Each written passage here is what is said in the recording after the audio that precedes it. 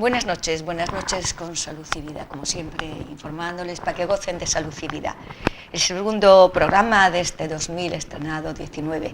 Esperemos que nos sea para bien y podamos crecer, sobre todo en salud. Estando sanos es la mayor de las satisfacciones para el ser humano. La bondad y la salud son dos afluentes que nos ayudan a ser mejor personas y estar en la capacidad de hacer un mundo todos un poco mejor. Hoy hablaremos sobre las enfermedades psicológicas, lo que la psiquis pues, nos aporta al ser humano, y para ello tendremos con nosotros a una conocida psicóloga de Ferrotera, Natalia Seijo. Se dice que son muchos los profesionales de la medicina que consideran la relación del estado de ánimo con la salud. Por eso estar a veces contentos, estar conocedores de lo que tenemos que hacer en pos de felicidad nuestra propia y de poderla también difundir a todos aquellos que nos rodean. Para ello esta noche Natalia nos va a llevar de su buen camino y nos va a hacer un poco más feliz, conociéndonos y siendo un poco mejores. Buenas noches, Natalia, y gracias por tenerte aquí. Buenas noches y feliz año. Igualmente, te gracias. Me alegra tenerte de todos tus viajes que estás haciendo siempre en pos de dar en el mundo de la psicología mejor calidad de vida a todas las personas que te demandamos. En sí, me empezaba diciendo Natalia, que son muchos los profesionales de la medicina que consideran la relación estado de ánimo con la salud. ¿Qué nos aporta ese bienestar placentero a poderla unir a la salud? Pues es que el estado del ánimo, claro que influye en la salud, porque en la medida en la que tenemos como un estado de ánimo mucho más satisfactorio, si estamos más contentos, eso influye mucho también en el sistema autoinmune. Y el sistema autoinmune se recarga mucho de nuestro estado del ánimo. De hecho, además están como muy parejos tanto el estado del ánimo con respecto al sistema inmunológico con el sistema nervioso central.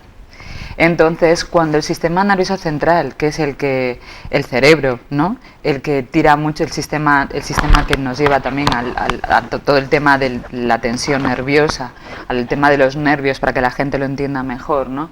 Cuando el sistema nervioso está muy acelerado, tira mucho de la energía corporal, vamos a decirlo de esta manera, y eso hace que baje también el sistema inmunológico.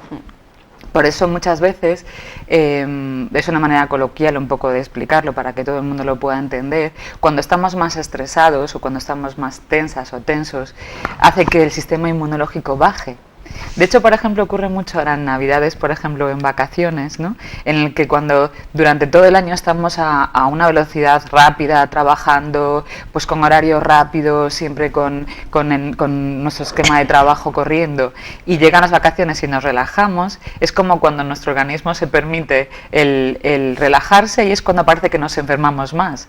Y de hecho que también ahí activamos el cortisol en sus escapadas de nivel, pues nos conllevan a estar peor. Estar relajados es un caldo de cultivo bueno. Las enfermedades físicas influyen a nuestro estado de ánimo, por lo tanto, ¿no? Claro, y al revés exactamente igual. Cuando estamos más enfermos, cuando nuestro sistema autoinmune las defensas están más bajas, claro, nuestro sistema nervioso central también se ve de alguna manera también afectado. Entonces, nuestro ánimo baja, estamos mucho más decaídos y decaídas, y bueno, nos sentimos ahí como con poca energía, ¿no? Y eso hace que siempre estemos un poco más como con anhedonía, con un poco más de sensación de tristeza, claro. De ahí que podemos decir entonces que las enfermedades emocionales son referencia de que algo va mal. En el tema emocional nos está marcando que algo va mal. Quizá el que no nos conozcamos, que no sepamos posicionar esa emoción en el tarro de la coherencia, ¿no? La importancia de que en ocasiones la psicóloga profesional nos conlleve a ese conocimiento, ¿no, Natalia? Mira, hay situaciones de vida que además es curioso, ¿no?, que a mucha gente le sorprende, por ejemplo, que enfermedades, lo que se llaman las enfermedades más psicosomáticas, ¿no?, que a veces aparecen sin razones orgánicas aparentes, ¿no? No hay razones orgánicas a lo mejor para que alguien, por ejemplo, tenga cistitis, por ejemplo, de repetición, que eso ocurre muchísimo.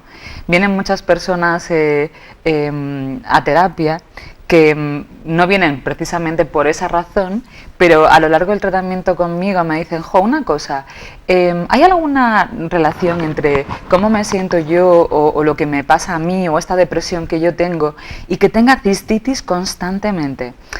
Yo no digo que haya una relación exacta, ¿no?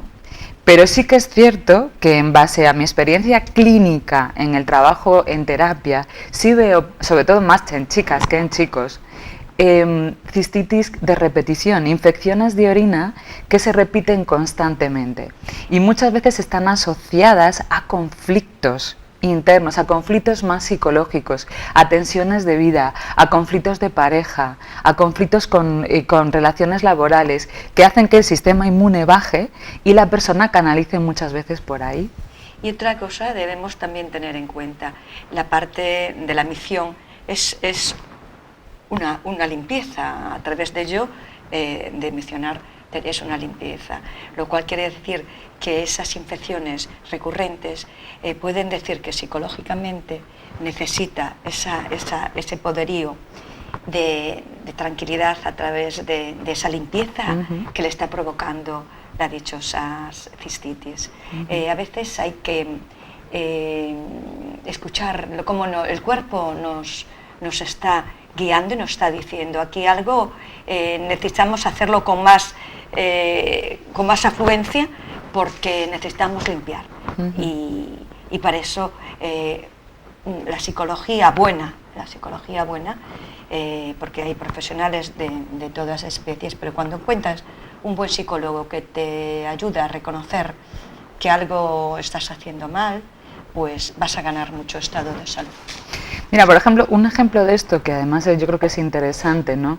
Es el caso de las relaciones tóxicas. Una vez trabajando hace mucho tiempo, ¿no? con varias personas, resulta que se dieron cuenta de que estaban metidas en una relación tóxica porque empezaron a somatizar. En una relación tóxica, cuando hablamos de una relación tóxica, es una relación, por ejemplo, de pareja o de amistad, en el que hay una persona que está influyendo negativamente dentro de esa relación en otra persona. La persona que estaba conmigo, las personas que estaban conmigo en terapia, fueron conocedoras de que estaban metidas en una relación tóxica porque empezaban a tener un montón de sintomatología que no tenía ninguna razón orgánica. Les caía el pelo, tenían eczemas en la piel, tenían infecciones de orina recurrentes, entonces era como una tras otra, insomnio, tuvieron que empezar a tomar medicación para la ansiedad y entonces cuando empezaron a trabajar en terapia conmigo, empezamos a analizar qué estaba ocurriendo en su vida y en un momento dado me dicen, bueno, entonces esta relación en la que yo estoy, esto es una relación tóxica. Porque es como si yo estuviera intoxicada, no tiene ningún sentido todos estos síntomas que cada vez son más, ¿no? Y entonces fíjate cómo puede influir en una persona la situación de vida que está viviendo, el conflicto que está viviendo, que al final, a nivel físico, empieza como a manifestar todo aquello de lo que no se da cuenta a nivel más psicológico. Totalmente, o sea que la mente somatiza y hay que saber conocerse a sí mismo para decir esto me está haciendo daño, esto me es positivo, esto me es negativo, para crear unas pautas. Lo importante que es conocerse cada uno, ¿verdad? Hasta dónde puede dar y hasta dónde no quiere dar. ¿No, Natalia? Sí. Es que la toma de conciencia de sí mismo o de sí misma es algo realmente importante. Cuando somos conscientes de aquello que necesitamos y de aquello que no necesitamos en la vida, es algo que cambia mucho la experiencia de vida de la persona. Porque si yo no sé lo que necesito, entonces mis necesidades no van a estar cubiertas. Y entonces no me voy a entender en muchas situaciones de vida o no voy a poder pedir lo que yo necesito porque ni siquiera sé lo que yo necesito. Entonces, esto es algo que aparece cuando una persona empieza a conocerse.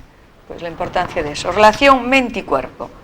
¿Eso es el culmen o cómo lo defines tú?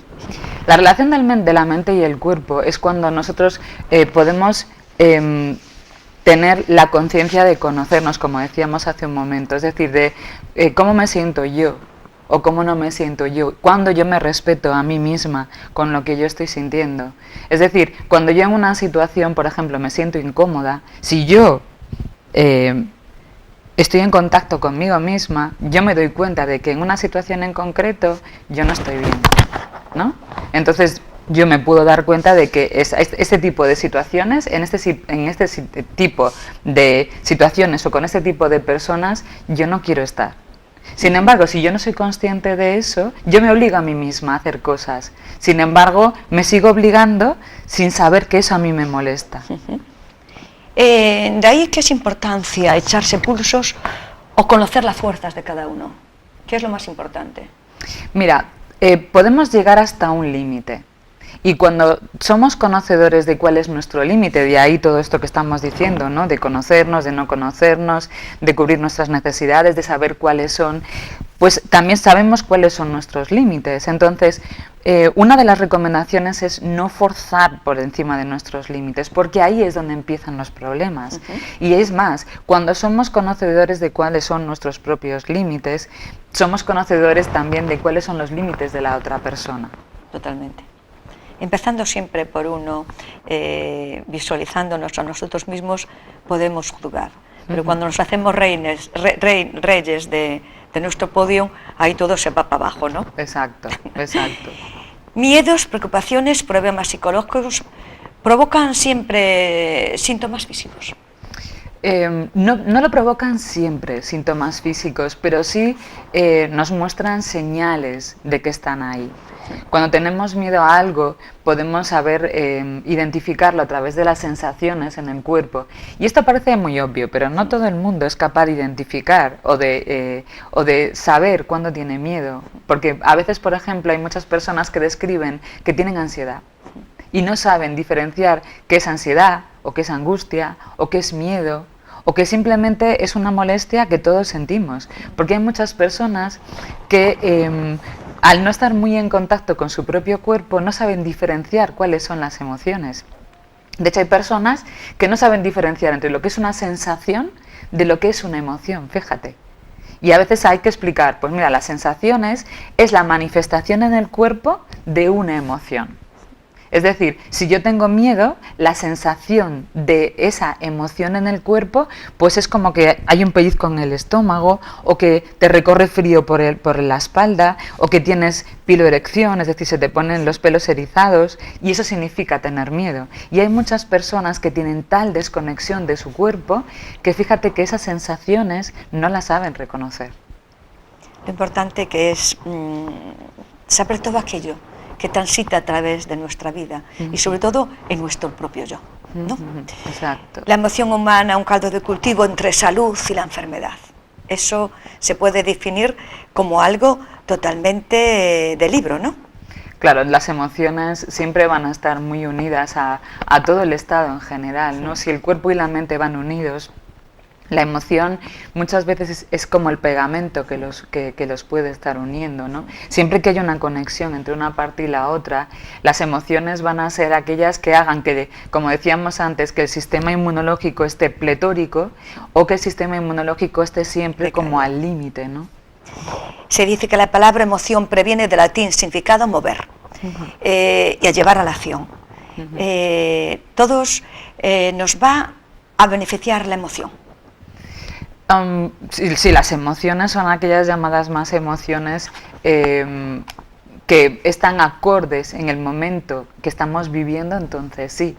Claro, porque muchas veces se dice, bueno, claro, es que el estar alegre es lo que más nos va a ayudar en la vida, y digo, yo a veces digo, no es siempre lo que nos va a ayudar siempre en la vida, porque en una situación en la que tú no estás contenta, porque estás triste, lo que te va a ayudar a lo mejor es poder canalizar con tristeza esa situación y poder llorar la situación, porque si tú en una situación en la que no es para reírte, no puedes llorar porque te lo impide, ¿no? Porque tú tienes ese impedimento en la vida o no has aprendido a llorar lo suficiente la tristeza, eso se va a quedar dentro también.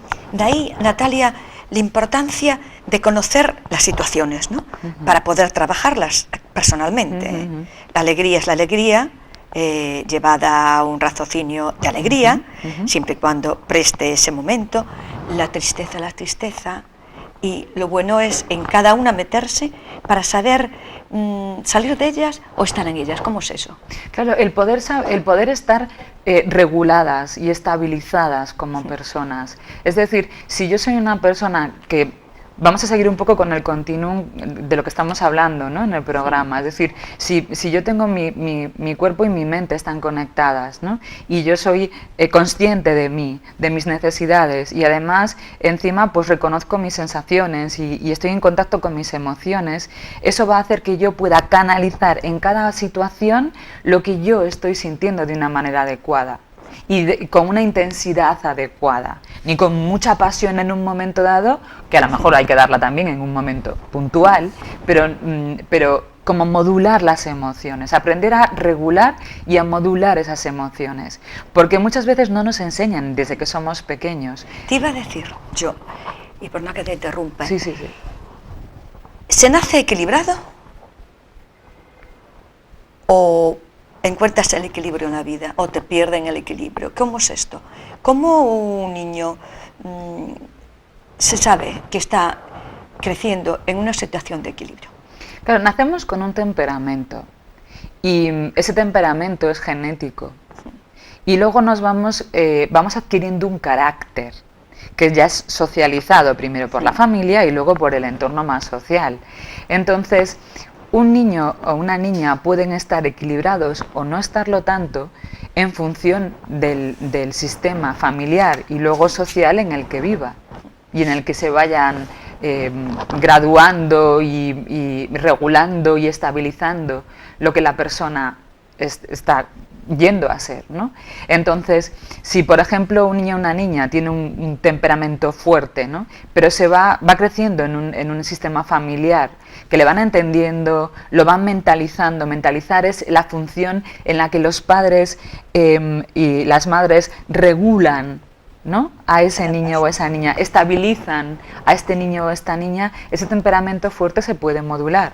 Sin embargo, si los padres o las madres no son capaces de modular desde esa mentalización, desde el poder estabilizar o regular a ese niño o esa niña, claro, esto por el camino acaba siendo mucho más desregulado, vamos a decir como menos regulado, ¿no?, o menos estabilizado en el temperamento y en el carácter, que acaba siendo en definitiva un poco la personalidad. Los tiempos vividos para los niños, digamos, son ese punto grande de referencia de sus vidas. Yo considero que este momento está un poco perdido en el concepto del equilibrio. Vemos padres que pegan a profesores, padres que pegan a madres, padres que pegan a hijos. Y esto quizá antaño habría también este mal hacer, pero no trascendía como trasciende hoy, que todo el mundo está escuchando la noticia, por desgracia, continuamente. Estamos en un mundo donde el equilibrio emocional de los niños les va a costar más que en otros momentos. Pues yo no sé si más que en otros momentos o menos, pero sí realmente si tú miras por ejemplo la televisión, hay una gran carga de violencia, eso sí que es cierto. Eso sí que es cierto. Pero yo creo que no es tanto lo que venga de fuera, sino lo que se pueda regular desde la familia. Y como ¿sabes? me gusta que digas eso, que la familia siga siendo ese eje de vida. Sí. Sigue, por favor. Sí, porque yo creo que es un poco como el barómetro de lo que va a regular, ¿no? Porque en la sociedad siempre va a haber violencia, o sí que es verdad que en los medios de comunicación se ve mucha violencia y mucha agresividad, pero también se pueden encontrar otras cosas que no son violencia y no son agresividad. Entonces yo creo que va a ser desde la propia familia, ¿no?, desde los propios padres, desde los propios cuidadores, desde las personas que se ocupan de esos niños o niñas, los que van a hacer de barómetro para poder regular y estabilizar lo que desde fuera va llegando, ¿no? Porque si en la televisión los chicos y las chicas pueden ver esa violencia, pero los padres y las madres pueden ir regulando y estabilizando o un poco canalizando lo que los chicos y las chicas pueden ir viendo, entonces todo se va a ir integrando de una manera adecuada. Y cuando nos encontramos que el desequilibrio de cualquier niño es su propia familia, Ahí es donde empiezan los problemas más graves, claro. De todas maneras, a pesar de que sí es cierto que cuando es en la familia donde se encuentra todo el desequilibrio, ahí puede empezar a haber ya problemas mucho más graves, claro. Aunque bueno, de todas maneras también te tengo que decir que a veces hay familias muy sanas, ¿no? que se encuentran con hijos que a la larga acaban teniendo problemas y no viene solo También, de la familia. por supuesto. ¿Sabes? También en lo social ocurren cosas que hacen que los chicos y las chicas se vayan de alguna manera encontrando con problemas que las familias lo tienen difícil para gestionar. No todo viene de la familia. Totalmente. Si viniese todo de la familia también habría muchas situaciones en las que... No, ponemos la familia por ser aquel eje que es directo del ser, ¿no? Del hijo, Sí, y entonces que está para bien, para el equilibrio, y por veces cuando pensamos que es esa fuente se va al garete, que no es la más adecuada, porque es donde la agresividad nace ahí. Claro, porque sí que es cierto que puede haber muchas familias que pueden estar escuchando el programa, ¿no? Y dicen, bueno, nosotros hacemos todo lo que estamos en nuestra mano y no está siendo ni siquiera suficiente, ¿no? La ley exacta solo en las matemáticas. Exacto. No transcunde así, pero no obstante que el buen ejemplo siempre es terreno fértil. Exacto. Y eso no se coge pues toda la cosecha, porque es muy difícil, se coge una parte de la cosecha satisfactoria para ese miembro que están haciendo y que debe seguir con una fuerza de vida y con sensatez, que es lo que debe tener el ser humano. Ciertos trastornos emocionales dificultan pensar, incluso en la conducta funcional y relaciones personales. Cómo todo nos está vinculado y reforzado con las emociones. ¿Qué es la emoción en sí? Decías hace un rato, que lo sientes, lo palpas, pero ¿cómo se puede instigar a una persona a tener bien equilibradas esas emociones? Mira, las emociones son todas aquellas experiencias internas que vienen como respuesta un poco al ambiente, al ambiente externo de donde la persona vive o la persona va teniendo su propia vivencia, ¿no? En las relaciones con los demás. Entonces, con respecto a las emociones, como decíamos antes, desde que somos muy pequeñitos vamos aprendiendo a regularlas o no. Y eso a la larga es lo que hace que pues seamos personas con más tendencia a la pasión o menos tendencia a la pasión, personas que, por ejemplo, podemos inhibir mucho más las emociones porque nos hemos criado en un ambiente o somos también de tendencia mucho más tímida y entonces nos cuesta más exponernos y entonces metemos mucho más hacia adentro nuestro sistema emocional, o somos mucho más personas que nos gusta mucho más mostrarnos y entonces tenemos ese punto de poder querer que nos vean mucho, ¿no? Entonces las emociones ahí van también a depender mucho del del estilo de personalidad que tengamos. O del tipo de apego. ¿Te acuerdas de aquellos programas que hablábamos tú y yo de todo el vínculo que aprendemos a tener? Si eres de un estilo de apego más evitativo, evitamos, ¿no? Más el contacto, no nos gusta tanto que nos vean, nos inhibimos más, pero si somos de otro tipo de apego, pues imagínate, un apego más seguro, pues podemos mostrarnos de una manera mucho más cálida con los demás, nos gusta que nos vean y podemos ver al otro, ¿no? Entonces fíjate que es una combinación, ¿no? No es solamente lo emocional, no depende de un solo factor, sino depende más del apego que tengamos, es decir, cómo nos guste o no vincular, depende del tipo de personalidad que tengamos, ¿no? Si somos personas pues con más tendencia a tener más extroversión o menos extroversión, ¿no?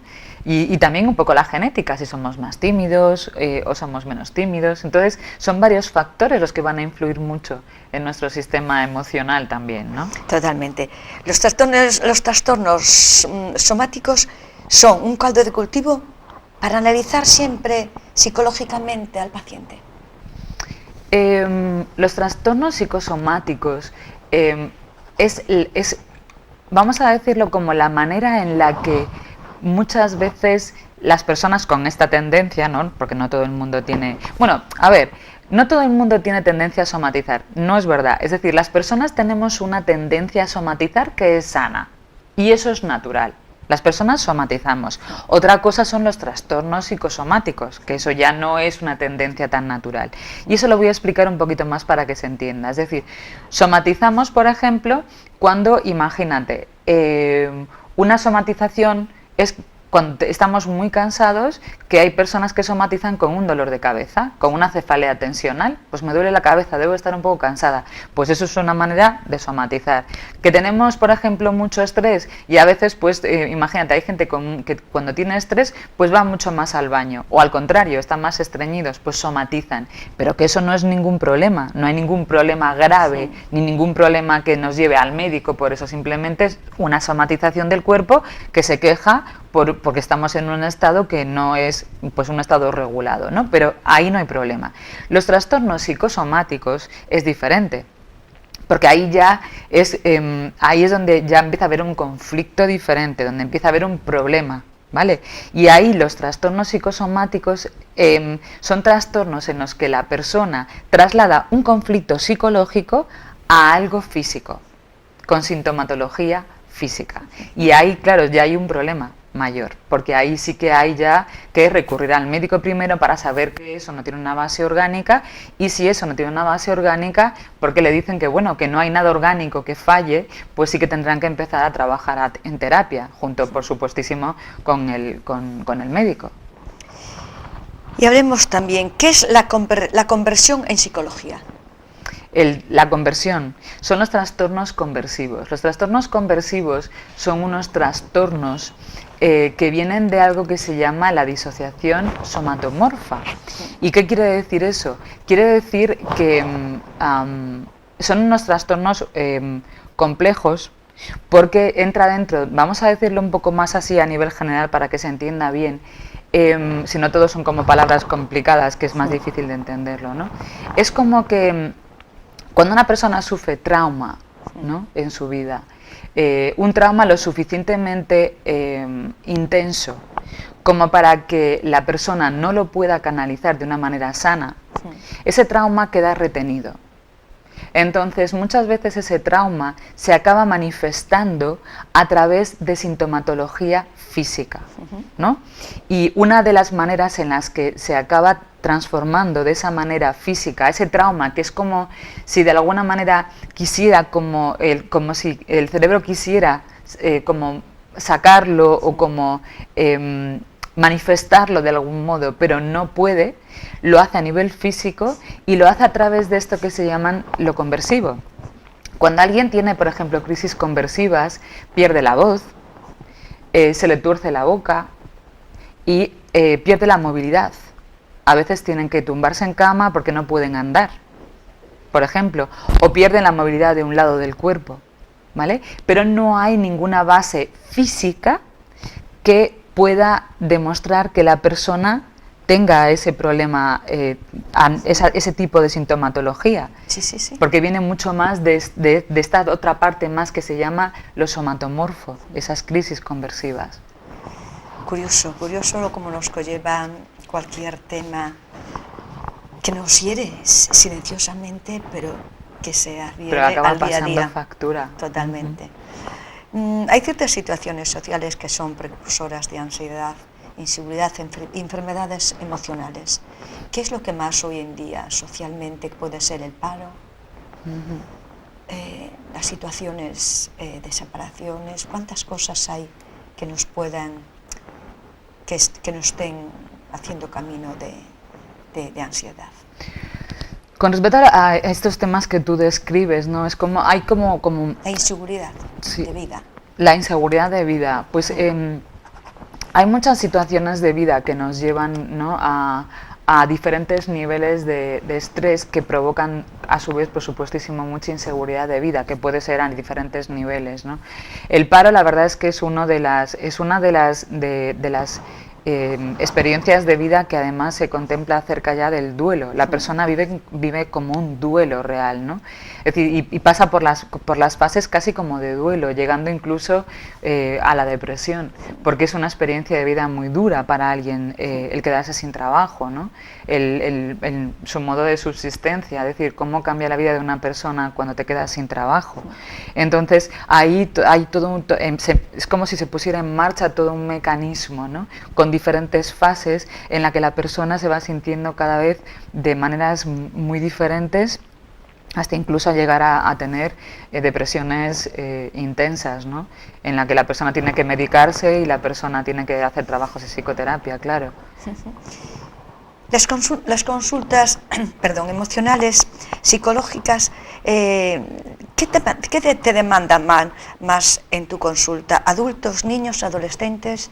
¿Quién es el que te demanda más servicios psicológicos? La verdad es que hoy en día todo, tanto adultos como adolescentes, como niños. Sí. La verdad es que lo positivo es que hoy en día las familias también se dan cuenta y llevan a los niños también al psicólogo. Y la verdad es que sí que es algo que hay que valorar, porque cuanto antes empiecen en tratamiento, antes se cogen a tiempo muchos trastornos psicológicos que antes no ocurría de la misma manera. Se llevaba ya a los niños o a los adolescentes, ¿no?, a terapia cuando ya llevaban mucho tiempo mal, porque no había tanta cultura, ¿no?, de llevar al niño al psicólogo. Pero hoy en día la verdad es que en todas las edades la gente sí realmente responde y lo empieza a normalizar de una manera pues mucho más adaptativa. ¿Quieres decir, Natalia, que cuanto antes se haga una descarga psicológica,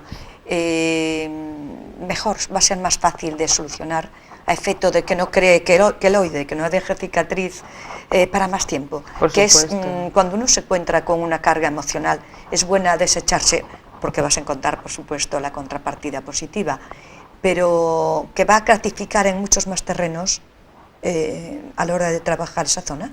Sí, es decir, cuanto antes se coja cualquier experiencia o cuanto antes se pueda trabajar un conflicto o un trastorno o una situación de vida que haya sido lo suficientemente traumática para la persona, cuanto antes se coja, mucho más a tiempo de que eso no deje huella, claro. Yo me pregunto, ¿qué carga emocional puede tener un niño pues pequeño?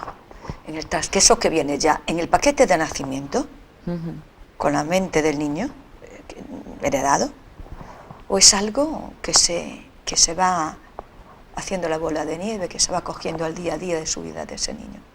Pues depende, porque hay algo que se llama el trauma preverbal, y el trauma preverbal son aquellos traumas que suceden o aquellas experiencias que dejan huella antes de la etapa verbal, es decir, que en el nacimiento ya se trabaja ya con el trauma preverbal, es decir, el parto puede ser una situación de trauma para un niño recién nacido.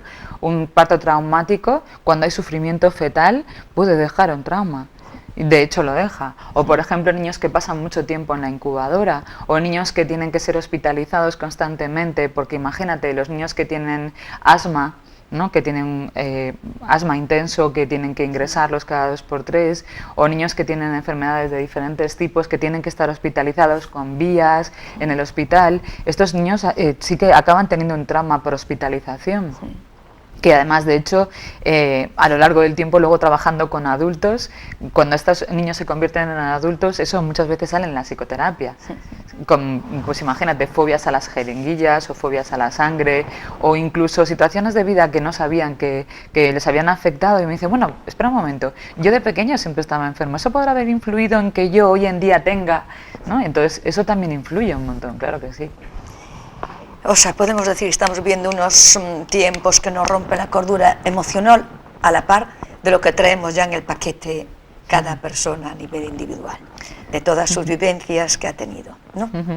Sí, de todas maneras también depende mucho, como decíamos antes, también un poco de cómo es el temperamento de esa persona, claro. Porque hay personas que son mucho más resilientes que otras, es decir, lo que a una persona le afecta mucho, a otra persona puede que le afecte muchísimo menos. Entonces ahí también entramos ya a hablar de la sensibilidad.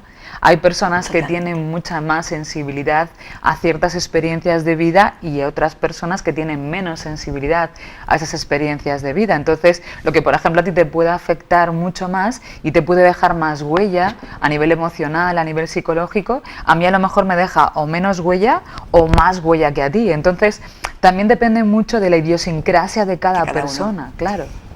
Sensibilidad, algo que parece que en tiempos actuales nos desarman, nos dejan con el culo al aire. ¿Hasta cuándo es bueno ser sensible?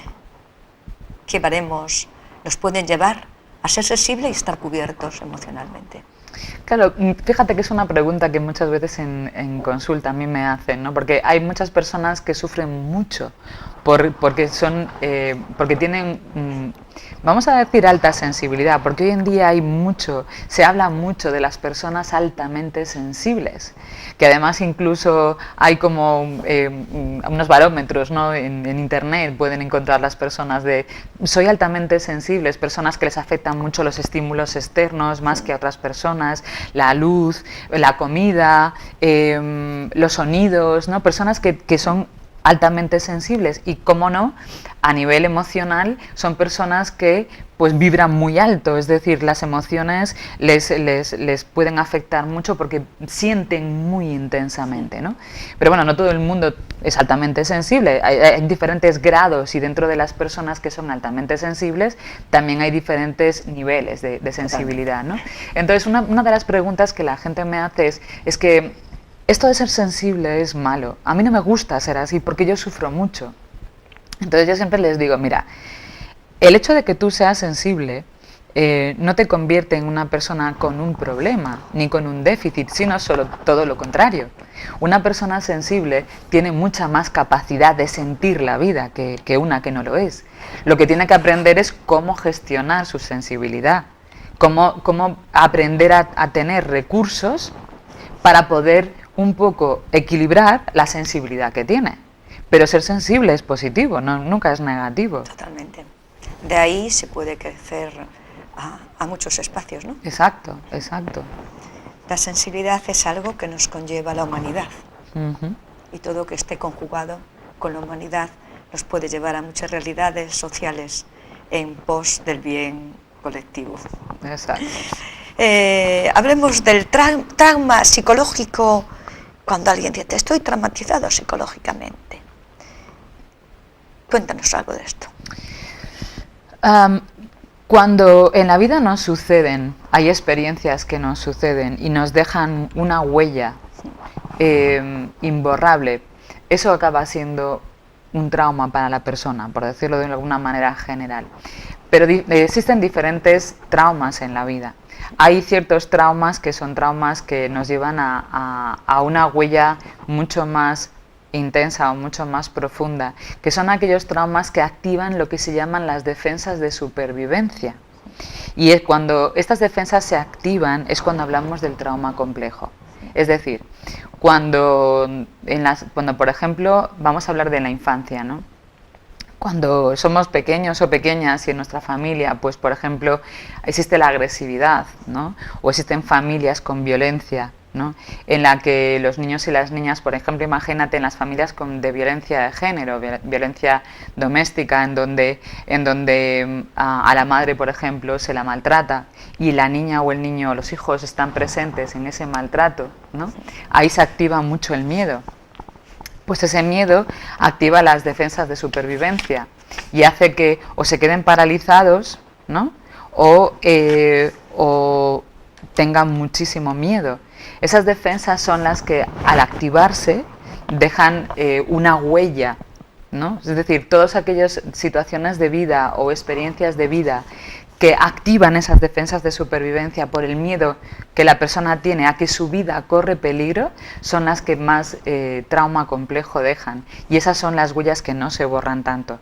Que el tiempo, que es un bálsamo, las suaviza, pero no las borra. Y en el futuro estos traumas sí dejan consecuencias en la experiencia de cómo la persona acaba viviendo su propia vida y cómo acaba percibiendo la vida. ¿Y qué es la disociación en psicología? Pues la disociación es una defensa. La disociación es una defensa natural del cerebro. Por ejemplo, cuando vamos conduciendo, imagínate que vamos por aquí por Ferrol, ¿no? Sí. Y pasamos el puente de Miño y estamos conduciendo y de repente pasamos el túnel y de repente nos damos cuenta que hemos pasado el túnel y ni cuenta nos dimos de que habíamos pasado el túnel. Pues eso es una pequeña disociación. Es decir, que estamos presentes, pero no nos damos cuenta de la propia realidad. Pues bien, ese estado se convierte en una defensa del cerebro cuando nuestra vida, como decía antes, por ejemplo, imagínate en ese trauma complejo del que estaba hablando yo ahora, ¿no? Cuando eso se pone en marcha, cuando la supervivencia está en peligro, esta disociación lo que hace es como un poco separarnos de esa experiencia. Es decir, vamos a imaginarnos, hoy el programa está siendo un poco más duro de lo normal, entonces voy a hablar de cosas que son más duras. Imagínate en los abusos sexuales. ¿Vale? Cuando una persona es abusada sexualmente, el sistema de supervivencia de esa persona se activa porque está habiendo un trauma que es muy difícil la situación es difícil de asimilar. Y entonces el cerebro lo que hace es como separar, como disociar la situación que está viviendo la persona de la persona misma. Entonces muchas veces estas personas describen como cuando recuerdan, imagínate, ese hecho, describen como que se están viendo desde arriba, que la situación que están recordando... Como un viaje astral. No la recuerdan como si les estuviera pasando a ellos, las recuerdan como desde arriba, porque la persona cuando el trauma está sucediendo se disocia de su propio cuerpo, porque es tan traumático, es tan difícil de poder asimilar una situación tan fuerte como esa, tan intensa como esa, que el cerebro mismo genera este mecanismo disociativo y la persona se ve como desde fuera. Y eso a lo largo del tiempo es muy difícil de asimilar. El cerebro, en un lugar que se llama la amígdala, es donde retiene todo esto, toda esta información. Y entonces la amígdala, en ese trocito del cerebro que se llama así, está como siempre irritada con estas situaciones de vida, pero no hay una conexión con esto. Es decir, el cerebro disocia para que puedan seguir viviendo. Es como si compartimentalizase eso en un lugar estanco para que la persona pueda seguir viviendo. De hecho, hay muchas personas víctimas de abusos sexuales que no recuerdan haber sido abusadas. No porque no sepan qué sucedió, que lo saben, pero es como si les hubiera pasado como a otra persona, no a ellos. O también puede ocurrir que la persona ni siquiera recuerde que le ha ocurrido. Pues el proceso que facilita esta situación de separar el trauma de la persona es este mecanismo disociativo. Es curioso lo que acaba de decir. A veces estas personas que fueron a consulta ponen ese estado de que han sido violadas, ese recuerdo, en una amiga o en un amigo. A veces no lo dicen en la primera persona. Dice, es que yo tengo una amiga que le pasó esto. Claro. O sea, lo que es no querer... Muchas veces incluso es la vergüenza. La vergüenza es una de las defensas. ¿Qué puede más, la vergüenza o el dolor en un tema de esa índole? Es que van juntas de la mano, claro. La vergüenza es algo tremendamente potente, es una defensa muy potente, por eso y sobre todo por el miedo a que puedan ser juzgadas, de que puedan ser juzgadas en cuanto cuenten algo así. Cómo cuentas algo así es muy duro. Yo me pregunto, ¿cómo alguien puede tener vergüenza de algo que le hicieron si ella no fue la persona que lo ha provocado? ¿Qué hay en la mente humana? Porque encima echarse esa sobrecarga sobre su sentimiento. Porque hay algo... Fíjate que algo muy común en las personas que han sido víctimas de abusos sexuales es que piensan que han hecho algo para que les hicieran eso. Entonces se sienten culpables y lo primero que tienen que saber estas personas es que no son culpables de nada. Nadie puede provocar que se le abuse de esa manera. Triste. Entonces eso es muy común, que tienen como una creencia interna de que han favorecido el abuso, incluso cuando han sido abusados a los 5 años. Hay una creencia que favorece que lo han provocado ellos, ¿no? Y volviendo al tema, se dice que la hormona de la emoción tiene una función protectora. Esa hormona debemos estimularla todos los días, ¿no? Las emociones provocan, las positivas provocan... Bueno, positivas, por supuesto, positivas. Provocan endorfinas y las endorfinas nos ayudan muchísimo a mitigar incluso los dolores, ¿no? Sí. Que los dolores emocionales y los dolores físicos, por eso o por ejemplo hacer ejercicio físico, que hablábamos antes de empezar el programa, ¿no? Como ir a andar o ir a correr, cómo facilitan mucho, que se segreguen mucho estas endorfinas, ¿no? Que nos ayudan a sentirnos muchísimo mejor. claro. Y es menester conocerse para situar emociones que nos enferman psicológicamente. Eso de conocernos y decir hasta dónde nos puede llevar a efecto de no ser recurrentes en el sufrimiento y avanzar en la salud, sobre todo. Conocernos nos ayuda siempre, porque nos ayuda a poner límites a los demás, nos ayuda a ponernos límites a nosotros mismos y a nosotras mismas, ¿no? De decir hasta aquí, y si sigo yendo por ese camino me voy a lastimar, no puedo ir por ahí, ¿no? Si yo no me conozco y yo no entro en contacto con lo que yo siento, lo que yo pienso, sigo a veces por un camino que no me lleva a ningún lado. Sin embargo, si yo me conozco y digo, no, hasta aquí, porque esto ya lo he hecho más veces y no me ha salido bien, no quiero volver a darme otra vez en la misma piedra, más de lo mismo, ¿no? Porque esto lo reconozco como que ya lo he hecho antes, ¿no? Pero si yo no me conozco, sigo repitiendo a veces errores o a veces situaciones que no me llevan a ningún lado, y yo creo que eso es muy importante de saberlo. Es la psiquis el terreno digno de prestar la atención, a la par de cuidar nuestras vidas. Claro, porque una vez que... Mira, una de las respuestas que yo más escucho cuando la gente ya se encuentra bien, ¿no? Vamos a decirlo bien, es me siento en paz. Cuando alguien te dice, ¿sabes una cosa?